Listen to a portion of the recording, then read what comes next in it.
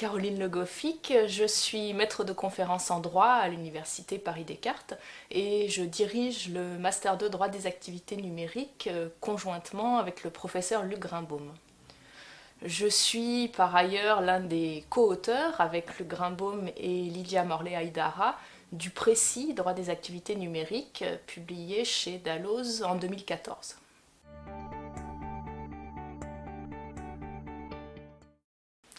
Le Master 2 droit des activités numériques est un master à la fois généraliste et spécialisé.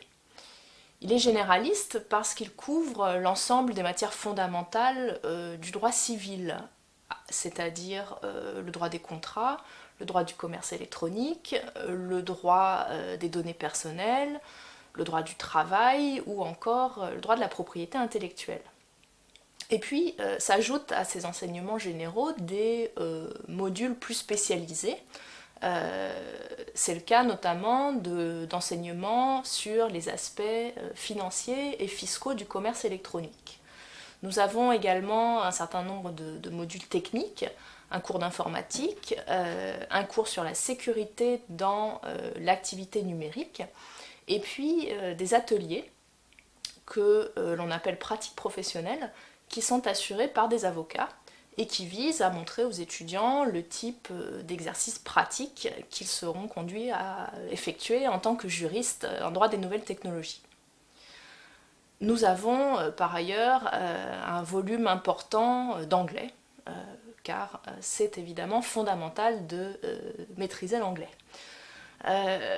Au-delà de cette maquette, ce qui distingue notre master, c'est d'abord le fait qu'il est à vocation à la fois recherche et professionnelle, ce qui signifie que les étudiants doivent effectuer et un mémoire et un stage, ou, le cas échéant, un apprentissage. C'est le second point. L'alternance est une formule que nous proposons dans le Master droit des activités numériques pour la 3e année. C'est une formule qui rencontre un succès croissant, c'est un gage d'insertion professionnelle pour les étudiants. Et ça se passe de la façon suivante. Les cours ont lieu les jeudis et vendredis, et les étudiants qui le souhaitent peuvent effectuer leur alternance en travaillant du lundi au mercredi en entreprise ou en cabinet d'avocat. Et cela de octobre à avril. Et puis, une fois que les cours sont terminés, ces étudiants-là sont à temps plein d'avril-mai à octobre de l'année suivante dans l'entreprise.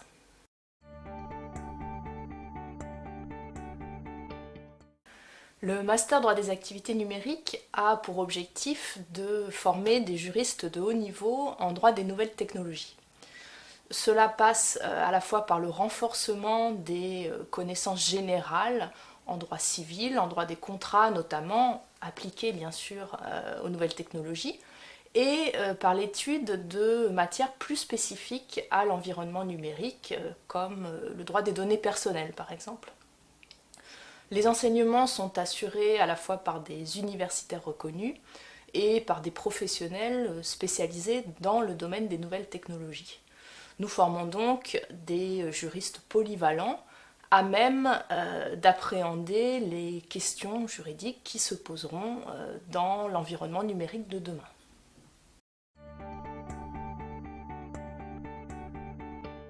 Les 3 qualités requises sont compétences, motivation et personnalité.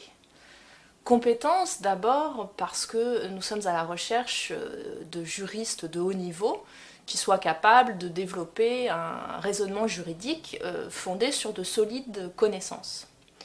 Motivation ensuite, dans la mesure où nous recherchons des étudiants désireux de s'investir dans le domaine des nouvelles technologies et présentant surtout une appétence particulière en la matière. Et cela, il faudra nous le démontrer.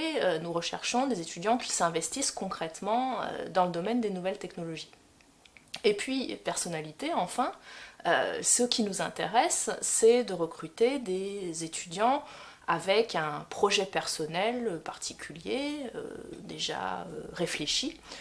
Nous attendons également des étudiants qui s'investissent, qu'ils prennent des initiatives, Ça peut être la participation à tel ou tel concours de plaidoirie, par exemple, ou l'organisation de tel ou tel événement. Ce que nous désirons, ce sont en tout cas des étudiants qui prennent en charge véritablement leur année dans le master.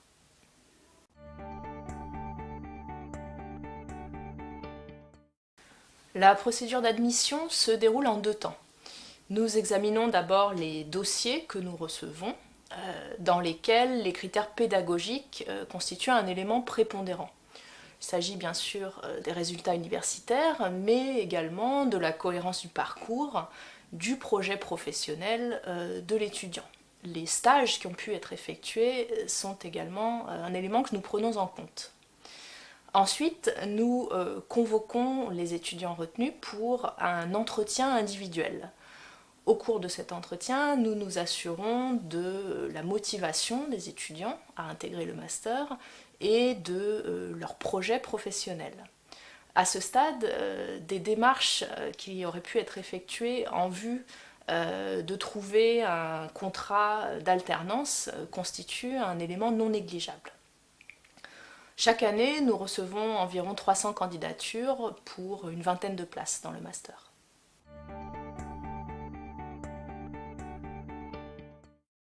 Les débouchés professionnels sont nombreux et variés, comme le montrent les enquêtes d'insertion professionnelle que nous avons réalisées récemment auprès de nos diplômés.